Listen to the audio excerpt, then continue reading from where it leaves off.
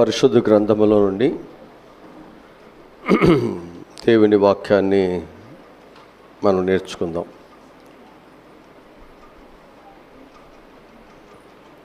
మత్తయి సువార్త 17వ అధ్యాయము.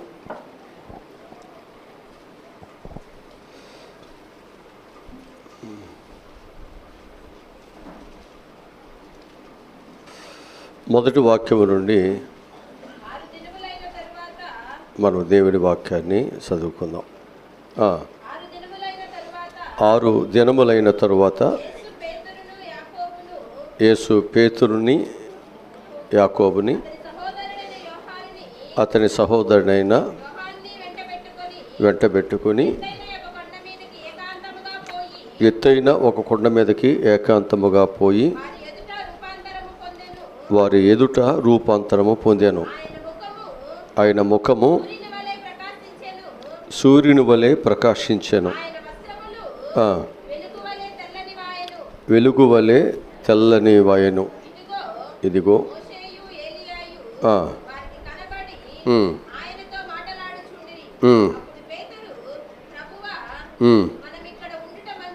మనం ఇక్కడ ఉండుట మంచిది.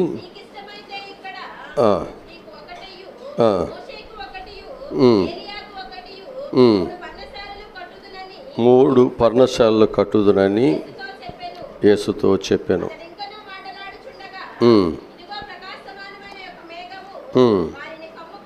కమ్ముకొనెను.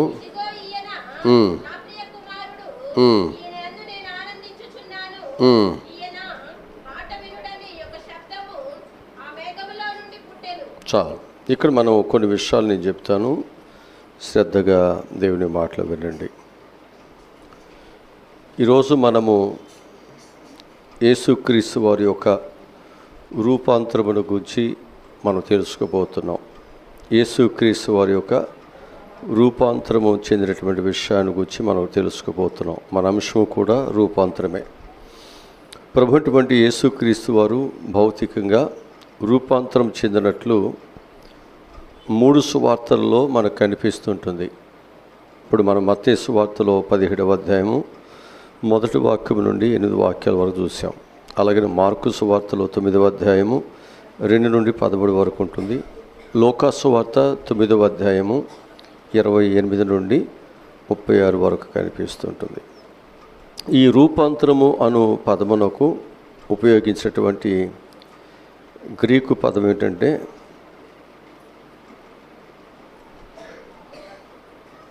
మెటమోర్త్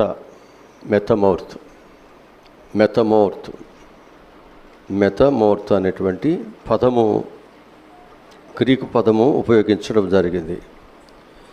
ఈ మెటమోర్త్ అనేటువంటి పదానికి అర్థం ఏమిటంటే మరొక రూపము పొందుట, లేక మరొక రూపముల నుండి మరొక రూపములోనికి మార్చబడుట, ఒక రూపము నుండి మరొక రూపములోనికి మార్చబడుట అన్నటువంటి ఒక అర్థాన్ని ఇస్తుంటుంది రూపాంతరము అంటే.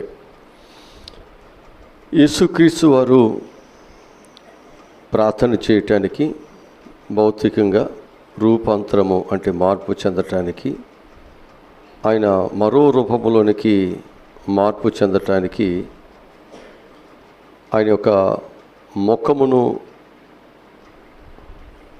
మార్చుకోవటానికి, ముఖ రూపమును మార్చుకోవటానికి, వస్త్రము తెల్లవిగా దగదగ మెరుచుకోవటానికి ఆయన రూపాంతరము చెందినట్లు బైబిల్ గ్రంథం మనకు తెలియజేస్తుంటుంది. అంటే ఆయన యొక్క రూపాంతరములో అన్నీ కూడా మార్పు చెందినట్లు కనిపిస్తూ వస్తుంది. మరొక మాటలో మనం చెప్పాల్సి వస్తే యేసుక్రీస్తు వారు మహిమ శరీరమును ఆయన ధరించిన వారుగా కనిపిస్తున్నారు. మహిమ శరీరమును ఆయన ధరించిన వారుగా మనకు కనిపిస్తూ ఉన్నారు.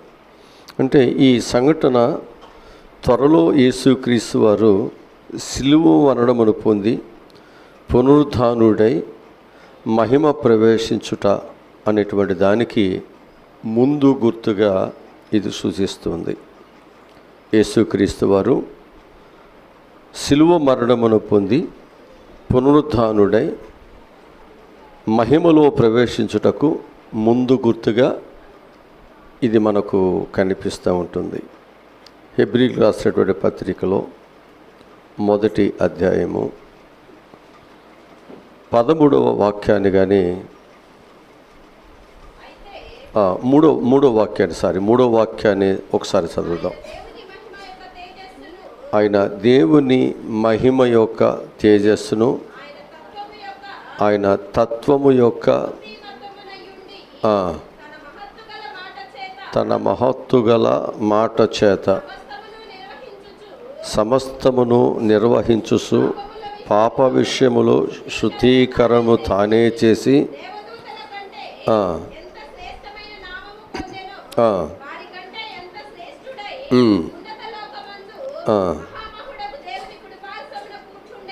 చాలు. ఇక్కడ దేవుడు ఈ యొక్క మహిమ యొక్క తేజస్సును, ఆయన యొక్క తత్వము యొక్క మూర్తిమంతమునై ఉండి తన మహత్తుగల మాట చేత సమస్తమును నిర్వహించుచు పాప విషయములో శుద్ధీకరణ తానే చేసి దేవదూతుల కంటే ఎంత శ్రేష్టమైన నామము పొందెనో వారికంటే అంత శ్రేష్ఠుడై ఉన్నత లోకమునందు మహామహుడకు దేవుని కుడిపాసమున కూర్చుండెను దేవుని కుమారుడుగా. ఎప్పుడైతే మనము దేవుని యొక్క మహిమ యొక్క తేజస్సును మనం పొందుకుంటామో మనం ఏమవుతాం అనేది మనం చూసినట్లయితే దేవుని యొక్క బిడ్డలుగా ఆయన యొక్క కుడిపాసమున కూర్చునే ధన్యత దేవుడు మనకు కూడా ఇస్తాడు. ప్రభువు చెప్తారు కదా, జయించిన వారిని నాతో కూడా కూర్చుండనిచ్చేదను. దేవునితో కూడా కూర్చుండేటువంటి ధన్యత దేవుని పిల్లలకు దేవుడిస్తున్నాడు. అందుకే ఆ గొప్ప మహిమ ద్వారా, ఆ రూపాంతరము ద్వారా, ఆ దేవుని యొక్క తేజస్సును ఆయన పొందుకోవటం ద్వారా ఆయన ఇప్పుడు ఏమయ్యాడు అంటే మహామహుడగు దేవుని కుడిపాసమున కూర్చునే ఆ గొప్ప ధన్యత దేవుడు ఆయనకి ఇచ్చారు. హల్లెలూయా. కనుక పాపములోను శాపములోను చీకటిలో ఉన్న మనలను దేవుని యొక్క వెలుగులోనికి దేవుడు మనల్ని పిలుచుకున్నారు. ఆయన ఎందుకు మనల్ని పిలుచుకున్నారు ఆయన యొక్క వెలుగులోనికి అంటే మనము కూడా చీకటిలో నుండి వెలుగులోనికి వచ్చి నిత్యము మనము ప్రకాశమనముగా ఉండాలి. దానియేలు గ్రంథంలో చెబుతాడు, బుద్ధిమంతులైతే ఆకాశ మండలములోని జ్యోతులు వారై జ్యోతులను పోలిన వారై నిరంతరము ప్రకాశిస్తారు. కనుక ఈరోజు నీవు నేను ఎవరమైనప్పటికీ కూడా మనము ఆకాశ మండలములో జ్యోతులను పోలిన వారే నిరంతరము ప్రకాశించువారుగా మనం నడుచుకోవాలి. మన ప్రవక్తన కానీ మన మాట కానీ. ఎందుకనంటే మనము మార్పు చెందిన తర్వాత, అంటే రూపాంతరము చెందిన తర్వాత, రూపాంతరం అంటే ఏంటన్నమాట, ఒక రూపముల నుండి మరొక రూపములోనికి మార్చబడుట. అంటే ఒకప్పుడు మన రూపం ఏమిటి అంటే నలుపు, ఒకప్పుడు మన యొక్క రూపం ఏమిటి అంటే పాపము వెంబడించటము, చెడు వెంబడించటం, చెడు పనులను ప్రేమించటం, స్వార్థము, ధనాపేక్ష, ఈర్ష, ద్వేషము, అసూయ, కపటము, లంచగొండితనము, రకరకాలైనటువంటి పరిస్థితులు కదా. ఇప్పుడు మన స్వభావం ఏమవ్వాలి? మార్చబడాలి.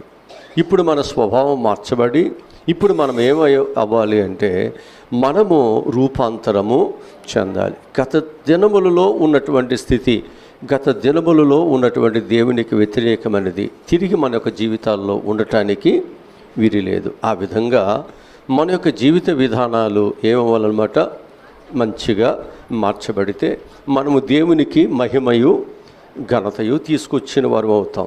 లేకపోతే మనం దేవునికి దుఃఖాన్ని, వేదనను మనం కలుగు చేసిన వారు అవుతాం అన్నమాట. ప్రకటన గ్రంథము 1వ అధ్యాయము 12వ వాక్యాన్ని నుండి చదువుదాం.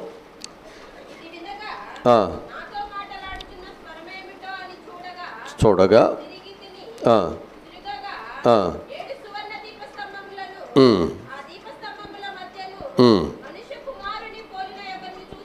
ఒకరిని చూసి తిని ఆయన తన పాదముల మట్టునకు దిగుసున్న వస్త్రము ధరించుకొని రొమ్మున బంగారపు దట్టి కట్టుకొని ఉండెను. ఆయన తలయు తల వెంట్రుకలను తెల్లని ఉన్నిని పోలినవై మహిమ అంతా ధవళముగా ఉండెను. ఆయన నేత్రములు అగ్ని జ్వాలల వలె ఉండెను. ఆయన పాదములు మెరయుచున్న అపరంజితో సమానమై హల్లెలూయా. కనుక ఇక్కడ ఒక మార్పు ప్రభువులో ఇక్కడ మనం చూస్తున్నాం కదా. యేసు ప్రభు వారు ఒక మార్పుని ఇక్కడ ఆయన కలిగి ఉన్నట్లుగా ఇక్కడ మన వాక్యము మనకు తెలియజేస్తుంది.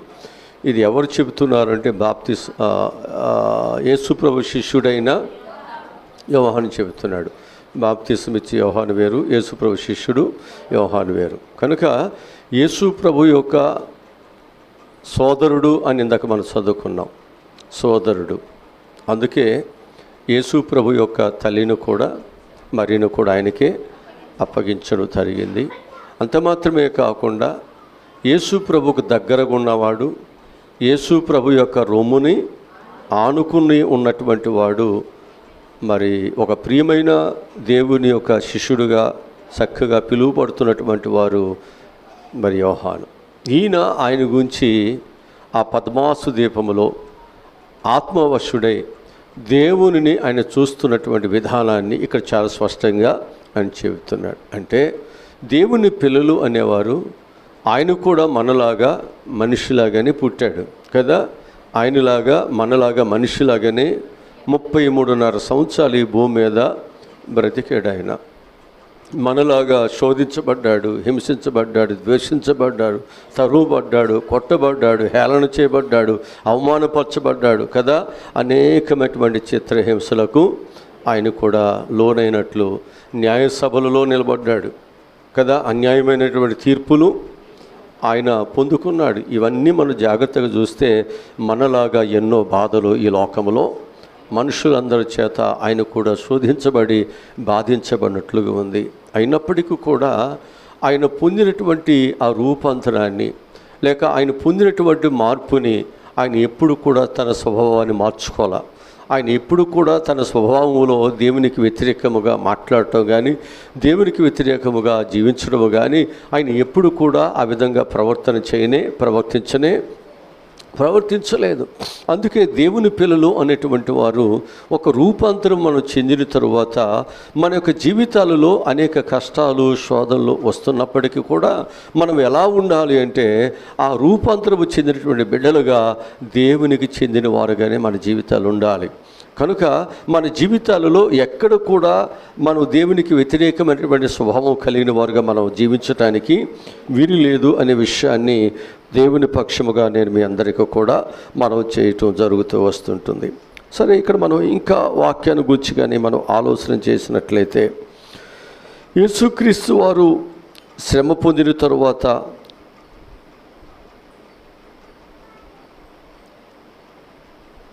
ఆయన స్వయంగా ఆయన చెప్తున్న మాట ఏమిటంటే, ఆయన త్వరగా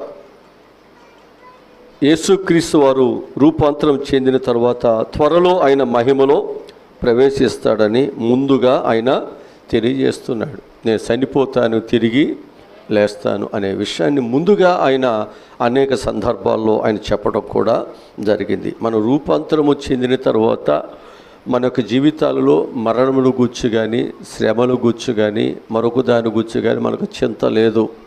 ఎందుకనంటే ప్రతి ఒక్కరము కూడా ఒక గోధుమ గింజ భూమిలో పడి సావకుండిన ఎడల అది మరొక రూపాన్ని అది ధరించుకోలేదు. కనుక మన యొక్క జీవితాల్లో కూడా ఆ మహిమ స్వరూపాన్ని ఆ మహామహులతో గొప్పవారితో కూర్చునేటువంటి ఆ యొక్క గొప్ప స్థితి, ఆ మహామహుడైనటువంటి దేవాది దేవునితో ఉండేటువంటి ఒక ధన్యత మనకి ఎప్పుడు కలుగుతుంది అంటే మనము రూపాంతరము చెందిన తర్వాతే.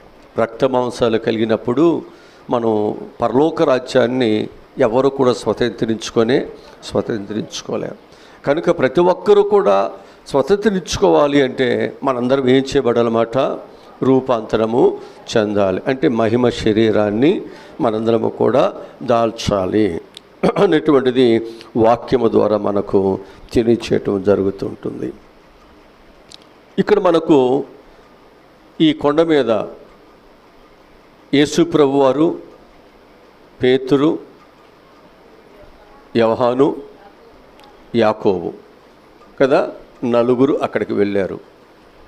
వారు ఏకాంతముగా ఆ కొండను ఎక్కి వారు ప్రార్థనలు చేసుకుంటూ ఉన్నారు. ఈలోపుగా దేవుని యొక్క రూపము పూర్తిగా ఏమైపోయింది? మారిపోయింది. అది వారు చూడగా వారికి ఒక భయమే కలిగింది. అంటే వారు బీతిల్లి పడిపోయినట్లుగా, అక్కడ బోర్ల పడిపోయినట్లుగా కనిపిస్తూ ఉంటుంది. అక్కడ వారు ఆ యేసు ప్రభు యొక్క ఆ మహిమను, ఆ తేజస్సును వారు చూస్తున్నప్పుడు అక్కడ వారు తట్టుకోలేని పరిస్థితి. అలాగే అక్కడ ఇంకెవరిని చూశారు వీరు? అక్కడ ఏలియాని, మోషేని కూడా అక్కడ చూస్తున్నట్లు ఇక్కడ కనిపిస్తుంటుంది. అంటే ఏలియా కంటే ఎలీషా ముందున్నాడు కదా. అక్కడ మోషేయు, ఏలియా ఇద్దరు మనకు అక్కడ కనిపిస్తూ ఉంటున్నారు. కనుక ఇక్కడ మొదటిగా మనం చూసినట్లయితే మోషే దేనికి ఆయన సాదృశ్యముగా మనకు కనిపిస్తున్నాడు అంటే యేసుక్రీస్తు యొక్క రాకడలో చనిపోయినటువంటి వారు తిరిగి లేచి మార్పు పొంది ప్రభువును ఎదుర్కొంటారు అనేటువంటి దానికి సాదృశ్యం కనిపిస్తున్నారు. ఎప్పుడో చనిపోయినటువంటి వారు మరలా యేసుక్రీస్తు యొక్క కాలంలో వారు కనిపించారు అంటే వారు ఖచ్చితంగా యేసుక్రీస్తు యొక్క రెండవ రాకడలో మరలా మానవులైన వారందరూ, చనిపోయిన వారందరూ మరలా ఆయనని, ప్రభువునందు మృతులైన వారు లేపబడి ఆయనని ఎదుర్కొంటారు అనేటువంటిది ఇక్కడ మనకు కనిపిస్తూ ఉంటుంది. అంటే పునరుద్ధానములో యేసుక్రీస్తును మరల మనందరము చూస్తాము అనేటువంటి సాదృశ్యానికి గుర్తుగా మోషే కనిపిస్తుంటున్నాడు. ఏలియాను గూర్చి మనం అర్థం చేసుకున్నట్లయితే మరణము లేకుండా ఆకాశమునకు ఆరోహణమయ్యాడు ఈ ఏలియా. కనుక ఈ ఏలియా రూపాంతరము సందర్భంలో ఈయన మనకు నేర్పించేటువంటి పాఠం ఏమిటంటే, లేకపోతే ఈయన మనకు నేర్పించేటువంటిది ఏమిటంటే రాకడ సమయంలో బ్రతికి ఉన్నటువంటి వారు కూడా, అంటే భౌతికంగా ఉన్నవారు కూడా ఏం చేయబడతారు? మార్పు చెందుతారు. మరలా వీరందరూ కూడా మార్పు చెంది ప్రభువుని ఎదుర్కోవటానికి, అంటే మృతులైన వారు ఆయనని ఎదుర్కొంటారు, సజీవులైన వారు కూడా ఆయనని ఎదుర్కొంటారు అనే దానిలో మోషే మనకేమో ముందుగా ఆయనని అంటే చనిపోయి వారు తిరిగి లేపబడిన వారు ఎదుర్కొన్నట్లుగా అక్కడ సాదృశ్యం కనబడింది. ఈయన యొక్క ఏలియాను గురించి మనం చూస్తే శారీరకముగా ఆయన కొనుక్కోబడ్డాడు కాబట్టి శారీరకముగా ఉన్నవారు కూడా ఆయన రాకడలో ఆయనని ఎదుర్కొంటారు అనేటువంటి ఒక సాదృశ్యం మనకి ఇక్కడ కనిపిస్తుంటుంది. అయితే మనందరము కూడా రూపాంతరము చెందినప్పుడే ఆయనని ఎదుర్కోగలుగుతాం. మనం నేర్చుకోవాల్సింది ఏమిటంటే, మన పాఠం యొక్క ముఖ్య ఉద్దేశం ఏమిటంటే మనందరము కూడా రూపాంతరము చెందితేనే, అంటే మార్పు చెందాలి. మనం మార్పు చెందితేనే ప్రభు పిల్లలుగా మనం ముందుకు సాగిపోవటానికి అవకాశం అనేది మనకు కలుగుతుంది అని చెప్పి మీకు జ్ఞాపకం చేస్తున్నాను.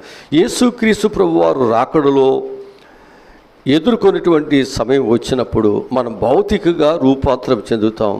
యేసుక్రీస్తు వారు ఈ రూపాంతర సమయంలో ఏ విధముగా అయితే భౌతికంగా మార్పు చెంది మహిమ శరీరాన్ని ఆయన ధరించాడో అదేవిధంగా మనము కూడా మహిమ శరీరాన్ని ధరించి యేసుక్రీస్తును ఎదుర్కొంటాము అనే విషయాన్ని అపోస్తలుడైన పౌలు కొలసీలకు రాసినటువంటి పత్రికలో 3వ అధ్యాయము 4వ వచనము చెబుతున్నాడు. 3వ అధ్యాయము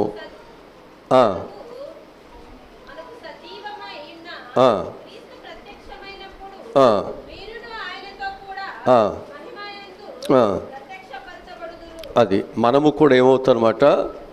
మహిమయందు ప్రత్యక్షపరచబడతాం. ఎవరైతే దేవుని పిల్లలుగా రూపాంతరము చెందుతారో ఆయన ప్రత్యక్షమందు మనము కూడా ఏం చేస్తామన్నమాట, ఆయన ఎదుట మనము కూడా ప్రత్యక్షపరచబడుతామనే విషయాన్ని మీ అందరికీ ప్రేమపూర్వకముగా నేను మీకు తెలియజేస్తూ ఉంటున్నాను. అలాగనే పౌలు ఇంకొక విషయాన్ని చెబుతున్నాడు. కొరింథీయులకు రాసినటువంటి మొదటి పత్రికలో 15వ అధ్యాయము 51, 52 వచ్చిన చదువుదాం. ఇదిగో మీకు ఒక మర్మమును తెలుపుచున్నాను, మనందరము నిద్రించము గాని నిమిషములో రెప్పపాటున కడబూర మ్రోగగానే. ఎప్పుడు?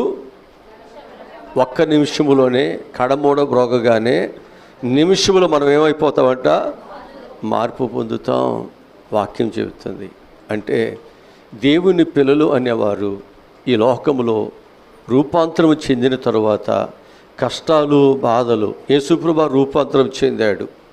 శిలువ మరణము, అవమానాలు, గాయాలు, కొట్టబడటం, అబద్ధమైనటువంటి జడ్జిమెంట్లు ఇవన్నీ అనుభవించాడు. అయినా దేవుడు ఏం చెబుతున్నాడు, వీటన్నిటిలో నుండి, రెప్పపాటులో నుండి దేవుడు మార్పుని తీసుకొస్తాడు. అందుకే ఇప్పటి కాలపు శ్రమలు ఎన్నతగునే కాదు. దేవుని పిల్లలు, మార్పు చెందిన పిల్లలు ఏ శ్రమలైనా, ఏ బాధలైనా, ఏ కష్టాలైనా ఎన్నతగినవి కాదు. కనుక మనందరము చక్కగా దేవుని పిల్లలుగా మనందరం విశ్వాసముతో ముందుకి సాగిపోతూ దేవుని బిడ్డలుగా మనం జీవించవలసినటువంటి అవసరత మనందరి మీద కూడా ఉంది అని చెప్పి నేను మీకు జ్ఞాపకం చేస్తుంటున్నాను. ప్రియమైనటువంటి దేవుని పిల్లలారా, మనందరము కూడా యేసుక్రీస్తు వలె భౌతికంగా మనం ఏం చేయాలన్నమాట, రూపాంతరము చెందాలంటే అంతకంటే ముందు నీ మనసును ఏం చేయాలన్నమాట, మార్చుకోవాలి, రూపాంతరం చేసుకోవాలి.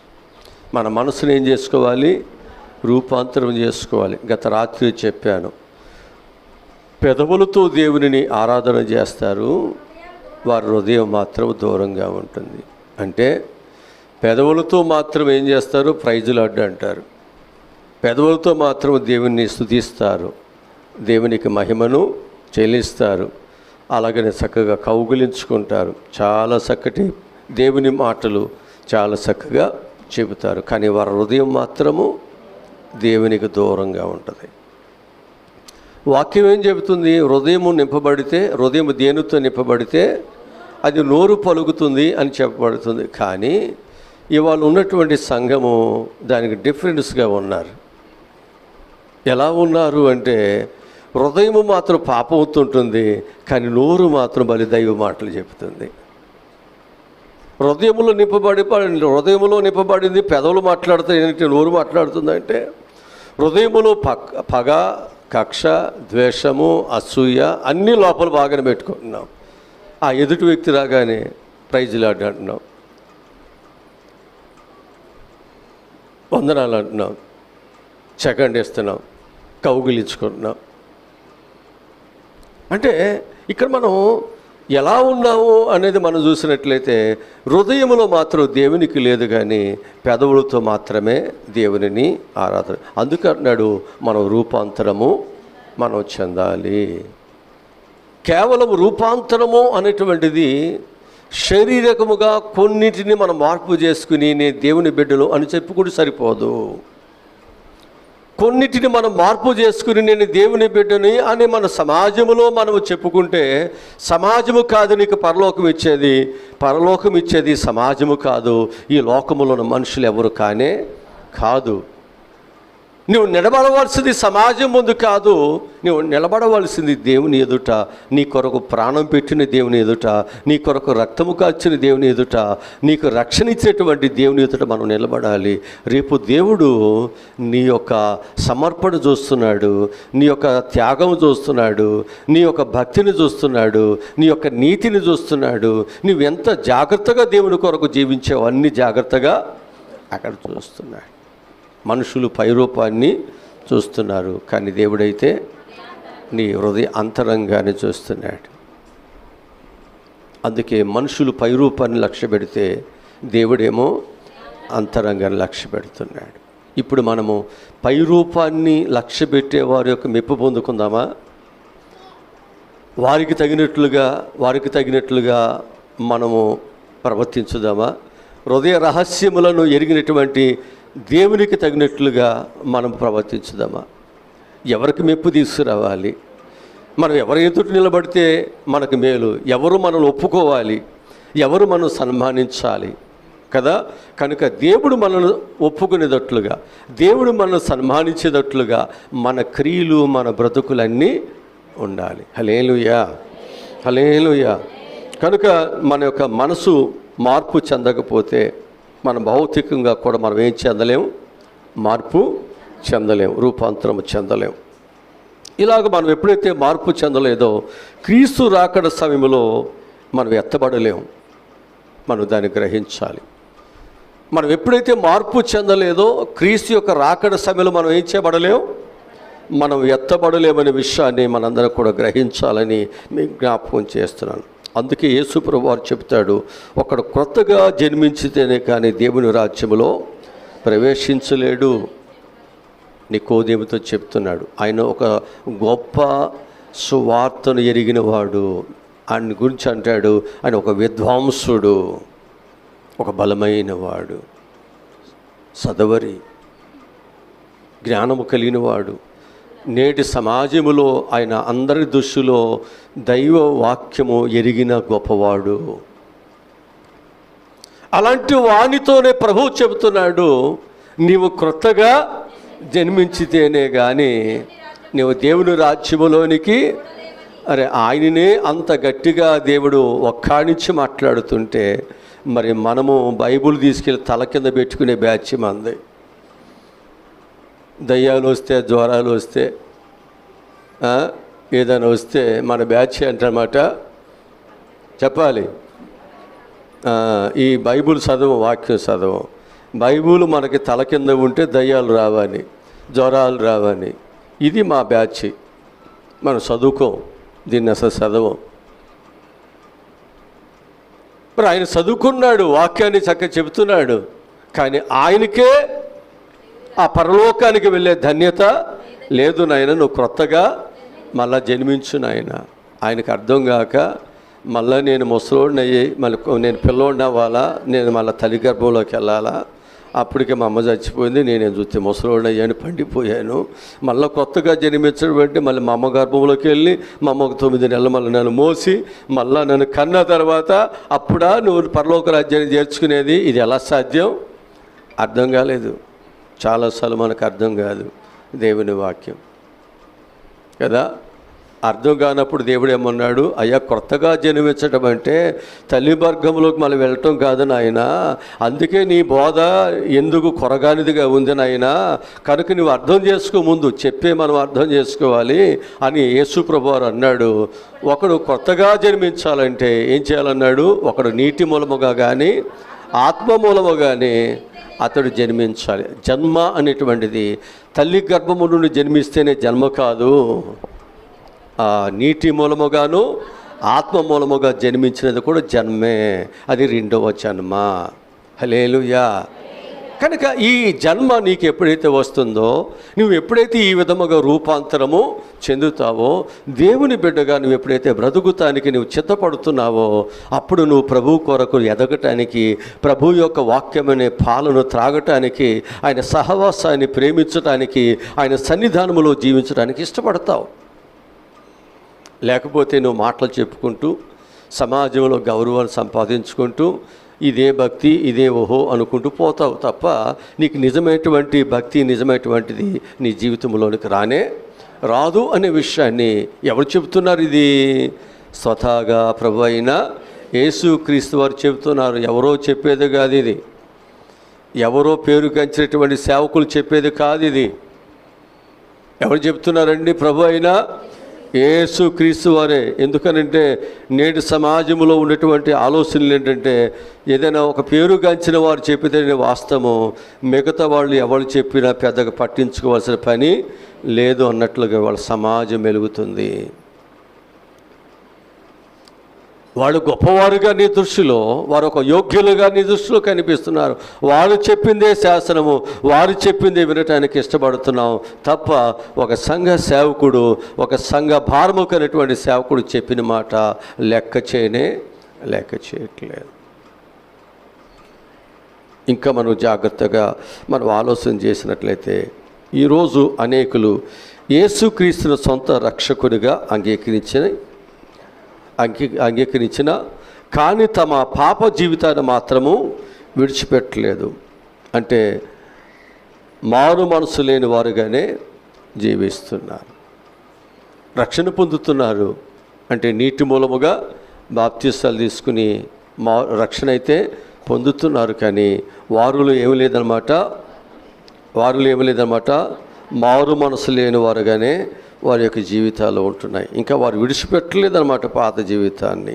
అంటే యేసుక్రీస్తుని విశ్వసించక ముందు ఏ విధముగా అయితే జీవించారో యేసుక్రీస్తుని అంగీకరించిన తర్వాత కూడా అలాగే జీవిస్తూ చాలా ఆశ్చర్యాన్ని కలిగిస్తుంటుంది. అంటే వారి యొక్క హృదయాలలో ఏముంటుంది, వారి శరీరములో ఏముంటుంది అంటే కోపము, ద్వేషము, వ్యభిచారము, మోహము, తలంపులు, విగ్రహారాధన సంబంధమైనటువంటి పనులు, బలులు అర్పించటం, వాటిని తినటము, సినిమాలు, షికార్లు, బానిసలుగా జీవించడం, ధనాపేక్ష, అబద్ధాలు, అన్యాయము, మోసము, దురాశ, లంచాలు, ఇంకా చాలా అనేకము ఇవన్నీ కూడా మన యొక్క జీవితాల్లో ఇంకా బ్రతికే ఉన్నాయి. రక్షణ పొందినప్పటికీ కూడా వాటిని మనం అనుసరిస్తూనే మన జీవితాల్లో ఉన్నాయి. వాక్యం చెబుతుంది, ఎఫెసీయులకు రాసిన పత్రిక 4వ అధ్యాయము 26వ వాక్యములో ఒక మాట ఉంది. చదవండి త్వరగా. కోపపడుడు కానీ పాపము చేయకుడి, సూర్యుడు అస్తమించు వరకు మీ కోపము నిలిచి ఉండకూడదు. కోపపడుడు కానీ పాపం చేయవద్దు అన్నాడు. రెండవది ఏమంటున్నాడంటే మన కోపం ఎప్పటి వరకు ఉండాలి? సూర్యుడు అస్తమించే వరకే ఉండాలి, కానీ మళ్ళా తర్వాత రాత్రిపూట ఉండటానికి వీల్లేదు. అంతేనా? భార్య భర్తలు పగలపూట కొట్టుకుంటున్నా తిట్టుకుంటున్నా రాత్రికి వచ్చేసరికి ఏమవ్వాలి? మళ్ళీ వీళ్ళిద్దరు ఒకటైపోయాడు ఒకే మంచం మీద, ఆ పట్టి మీద ఈ పట్టి మీద తిరిగి నువ్వు పగలట్టన్నావుగా, నన్ను ఇట్టన్నావుగా అని రాత్రిపూట మళ్ళీ ఏం మొదలు పెట్టకూడదు. ఏకమైపోవాలి. కొంతమంది పగ వారాలు, నెలలు, సంవత్సరాలు, కొంతమంది చచ్చిపోయిన పగ చల్లార్చక దయ్యమై కూడా పీడించేవాళ్ళు. ఏమయ్యి ఇది చచ్చి కూడా నన్ను వదిలిపెడతలే సాధిస్తుంది అంటే పగ అంత భయంకరంగా అంత తీవ్రంగా ఉండవద్దు. కోపం అనేది రావచ్చు, కానీ ఆ కోపము ఎంతవరకు ఉండాలని బైబిల్ చెబుతుందంటే ఉదయం నుంచి సూర్యుడు అస్తమించే వరకు ఉండాలి, ఆ తర్వాత మర్చిపోవాలి. ఆ మనిషి కనపడినప్పుడల్లా పుళ్ళు పటపట నూర, ఆ మనిషిని చూసి ఆ కుక్క మీదో, నక్క మీదో, కోతి మీదో, పిల్లి మీదో ఏదో ఒకటనా. ఇది విశ్వాసులకి, రూపాంతరం చెందిన వాళ్ళకి తగినటువంటిది కాదు అని చెబుతుంది. కనుక ఆ రూపాంతరము సరైనటువంటి రూపాంతరము కాదు. కనుక రేపు దేవుడు అనేటువంటి వారు ఆయన వచ్చుతున్నప్పుడు మనము ఆయన ఎదుర్కోవటానికి మనకు అవకాశమే లేదు అనే విషయాన్ని మనందరం కూడా గ్రహించాలి అని నేను మీకు ప్రభుపక్షముగా నేను మీ అందరికి కూడా మనం చేస్తూ ఉంటున్నాను. కనుక మన శరీరంలోనికి ఆహారం వెళ్ళిందనుకోండి, అది ఆహారము 24 గంటల్లో బయటికి రాకపోతే నీ పొట్ట ఎట్టా ఉంటుంది? నీకు ఏమన్నా శాంతి సమాధానం ఉంటుందా? అన్నం తినాలనిపిస్తుందా? చెప్పండి. కనుక తిన్నది 24 గంటల్లో బయటకు రాకపోతే అదొక జబ్బేగా, డాక్టర్ దగ్గరికి వెళ్ళాలిగా, ఏదో మెడిసిన్ వేసుకోవాలిగా, అంతేనండి. కనుక నువ్వు తిన్నది 24 గంటల్లో బయటకు రాకపోతే అదొక జబ్బుగా మారిపోతుంది. కనుక నీ కోపం కూడా 24 గంటల్లో పోకపోతే అదేమవుద్ది, జబ్బయ్యి హత్యలోకి వెళ్ళొద్ది, ఇంకొక రకరకాల దెబ్బలాట్లోకి వెళుతుంది, రకరకాల వాటికి అది నిన్నేం చేస్తుంది, దారి తీసి ఈడ్చుకుపోతుంది, నీ కుటుంబాన్ని పాడు చేస్తుంది. అంతే కదా. అట్లాగే మనం నీళ్లు తాగామనుకోండి, ఆ నీరు 4 గంటల్లో బయటకు వచ్చేయాలి. ఎన్ని గంటలు వచ్చేయాలి? 4 గంటలు రాకపోయింది అనుకోండి, ఏమవుద్ది, అది కూడా జబ్బే కదా. పాస్కి రావట్లేదు, అసలు వాళ్ళు పాస్కి వెళ్ళలేదు, జబ్బేగా. మళ్ళీ దాని గురించి మళ్ళీ మనం ఆలోచించాలిగా. కనుక మనము త్రాగినటువంటిది బయటికి రాకపోతే అది ఒక జబ్బుగా ఎలా ఉందో, నీ జీవితంలో కూడా కోపము అనేది పోకపోతే అది ఒక జబ్బే. అందుకే నీ కోపమే నీకు శత్రువు. అది నిన్ను పరలోకానికి వెళ్ళనీయకుండా దైవరాజ్యాన్ని ఏం చేస్తుంది, దైవనీతిని అది చెరిపేస్తుంది, దైవనీతిని చెరిపేస్తుంది. అలాగనే మన శరీరంలోకి వెళ్ళేటువంటి గాలి కానీ ఏమవ్వాలి, బయటికి వెళ్ళాలి. గాలి రాలేదు, పట్టుబిపోతుంది, ఏం చేస్తా, తీపులన్నీ రావట్లా, ఎటోగటి పోవాలిగా. ఆ గాలి రావట్లేదు అనుకోండి, ఇది సొరకాయ వెళ్ళే పొట్ట బోరెల్లు చక్కగా ఉబ్బుతూ ఉందనుకోండి, రోజు గంటలు గడిచే కొంచెం బోరెల్లు అవుతుంది అనుకోండి, నువ్వేమైనా తింటావా, కడుపులోకి వెళ్ళొద్దా? చూడండి, అంటే ఏదైతే మన యొక్క శరీరంలోకి వెళుతుందో అది బయటికి రాకపోతే అదేమిటనమాట, జబ్బు. అందుకే వాక్యం చెబుతుంది, ఒకవేళ నీ జీవితంలో కోపము అనేటువంటిది నువ్వు తీసేసుకోకపోతే అదొక జబ్బుగా మారి, అదొక ప్రమాదముగా మారి, అది నిన్ను దైవ కార్యాలు జరగనీయకుండా, రూపాంతరం చెందినప్పటికీ కూడా దేవుని బిడ్డగా జీవించుకోకుండా అది నిన్ను నరకములోనికి అంతేనా తీసుకెళ్ళిపోద్దా. వాక్యం చెబుతుంది, ఇదన్నీ నా మాటలు కాదండి. కనుక ప్రతి ఒక్కరూ చక్కగా దేవుని పిల్లలుగా మనం ఏం చేయాలన్నమాట, దినదినము మనం ఏమన్నమాట, ఆత్మీయమైనటువంటి రోగస్తులమైనటువంటిది కాకుండా మనం ఆత్మీయముగా ఆరోగ్యముగా ఉండి దేవుని పిల్లలుగా మనము సాగిపోవాలి అని దేవుని వాక్యం మనకు తెలియజేస్తుంటుంది. ఎఫెసీయులకు రాసిన పత్రికలోనే మనం జ్ఞాపకం చేసుకున్నట్లయితే 4వ అధ్యాయం 26వ వచనం అంటాడు, కోపపడుడు కానీ పాపం చేయవద్దు, సూర్యుడు అస్తమించు వరకు మీ కోపము నిలిచి ఉండకూడదు. కనుక మన యొక్క జీవితాలలో ఈ కోపం అనేది ఎప్పుడు కూడా మనలో ఏం చేయకూడదు, నిలిచి ఉండకూడదు. మన ప్రతిరోజు మనం నెగిటివ్ ఎనర్జీలతోనే కొద్దిగా ఆత్మీకముగా ఒకవేళ మనం మరణిస్తున్నామంటే చేదు నిజాన్ని త్వరగా గ్రహించాలి. మనం ఆత్మీకముగా కొద్దిగా మనం మరణిస్తున్నామంటే ఇది ఒక చేదు నిజం. దీన్ని వెంటనే ఏం చేయాలి, గ్రహించాలి, వెంటనే గ్రహించాలి, పూర్తిగా చచ్చిపోతాం. అంతేనా. ఒక వ్యాధి వచ్చింది, అది వారాలు నెలలు గడిచే కొంది నిన్నేం చేస్తుంది, శారీరకముగా నేను అనేక విధాలుగా నీ ఆశను తగ్గిస్తుంది, నీకు ప్రమాద స్థాయికి వెళుతుంది. వెంటనే ఏం చేయాలి, నువ్వు దానిని గ్రహించి దానికి వెంటనే మెడిసిన్ వాడుకుని దాని నుంచి విడుదల పొందాలి. లేకపోతే అది నిన్నేం చేస్తుంది, చంపేస్తుంది. అలాగనే ఆత్మీయమైనటువంటి జీవితంలోనికి కోపాలు, ద్వేషాలు, అసూయ, రకరకాలవన్నీ ప్రవేశిస్తాయి. ఇప్పుడు వీటిని వెంటనే మనం తీసేసుకోవాలి లేదా, తీసేసుకోకపోతే అది నిన్ను చంపేస్తుంది. అందుకే రూపాంతరం చెందిన ప్రతి ఒక్కరు కూడా దేవుని బిడ్డలుగా మన యొక్క జీవితాలు మారవలసిన అవసరం మనందరి మీద ఉంచబడి ఉంది అని చెప్పి మీకు జ్ఞాపకం చేస్తున్నాం.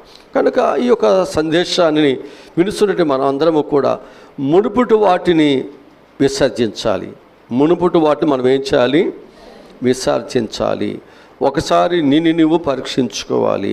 నువ్వు భౌతికంగా యేసుక్రీస్తు వలె రూపాంతరము చెందాలి అంటే ముందుగా నీ మనసును ఏం చేయాలన్నమాట, రూపాంతరపరచుకోవాలి. అప్పుడు రాకడ సమయంలో నీవు మహిమ శరీరమును ధరించి ఎత్తబడేవాడుగా, దేవునిని ఎదుర్కొనేవారుగా మనందరం కూడా ఉంచబడతాం. ఒకవేళ నీ మనసు రూపాంతరము చెందకపోయినట్లయితే దేవుని సహాయాన్ని మనం అడగాలి. మన రూపాంతరము ఒకవేళ మనం ఇంకా మన మనసు చెందకపోతే మనం ఏం చేయాలన్నమాట, దేవుని సహాయాన్ని మనం అడిగితే దేవుడు మనకు సహాయమును దయచేస్తాడు. లోకాసు వార్తలో 10:13 అంటాడు,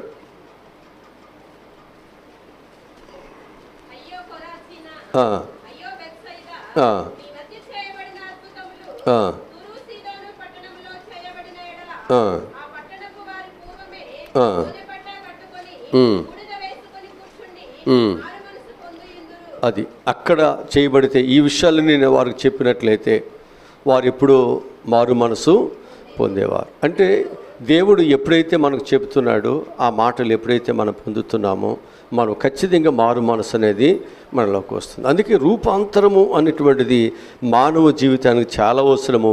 ఈ రూపాంతరం చెందే వారందరూ కూడా చేయాల్సింది ఏమిటంటే ప్రతి ఒక్కరూ కూడా దేవుని వాక్యాన్ని మనం ఎప్పుడైతే వింటామో ఆ వాక్యం మనతో మాట్లాడుతున్నప్పుడు మన తప్పులు మన ఒప్పులు అన్ని మనం గ్రహిస్తాము. గ్రహించిన వెంటనే మనం ఏం చేస్తామంటే మనకు దేవునికి వ్యతిరేకమైనటువంటిది ఏదైతే ఉందో దాన్ని పూర్తిగా మన నుంచి తీసివేసుకోవటానికి అవకాశం కలుగుతుంది అని మీకు జ్ఞాపకం చేస్తున్నాను. రోమీయులకు రాసిన పత్రికలో 12వ అధ్యాయం 2వ వచనం ఒకసారి చదవండి.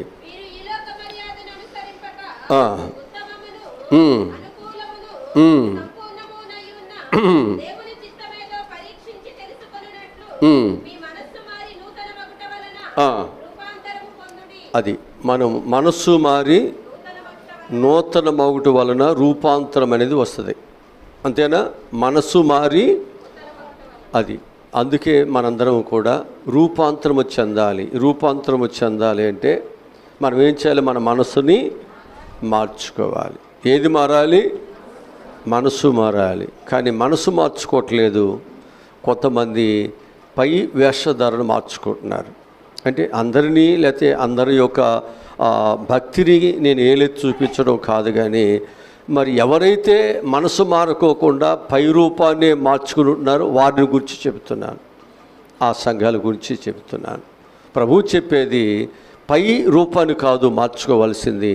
మనం మార్చుకోవాల్సింది ఏదనమాట, మనసు మారి అప్పుడు నీవు రూపాంతరము చెందాలి. మనసు మారాలి. ముందు మనసులో నీకుండే ద్వేషాలు, కోపాలు, కక్షలు అన్నీ అలాగే పెట్టుకుని నేను భక్తి కలిగి జీవిస్తున్నాను అంటే, నేను బాప్తిసం తీసుకున్నాను అంటే, నేను చాలా మంచిగా ఉన్నాను అంటే అది ఏమాత్రము కూడా సబబైనది కాదు అని నేను మీ అందరికి కూడా ప్రభు పక్షముగా నేను మీకు జ్ఞాపకము చేస్తున్నాను. దేవుడు ఈ మాటలు మన నీకుల్లో దేవుడు దీవించునుగాక. ఆమేన్. తల్ల వచ్చండి, ప్రార్థన చేసుకుందాం. తల్ల వంచండి. మా ప్రభువా, మా రక్షకుడా, ఈరోజు నాయన మీరు ఇచ్చినటువంటి ఈ చక్కటి మాటలకై మీకు చాలా వందనాలు నాయన.